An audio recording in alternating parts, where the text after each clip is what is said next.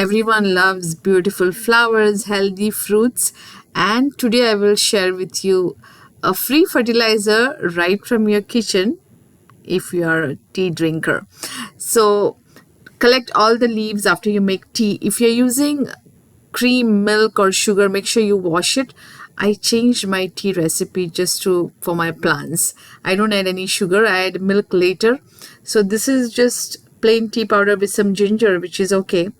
So dry it very nicely. If you're using milk and cream, make sure you wash it a couple of times. So I dry it in the sun, and you can add it to the plant like this, but it will take more time to break it. So what I do is after drying, I powder it. You can use this powder in the soil, just add it to the plant. Add it to the plant and then add a lot of water.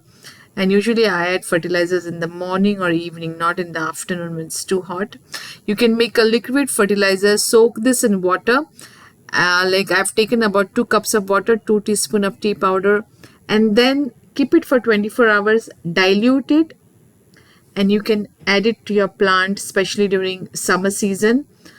And you can also spray the leaves with this. It has tannin, potassium, so it's a simple fertilizer for plants and which is free. Thank you for watching. Please post any questions you may have.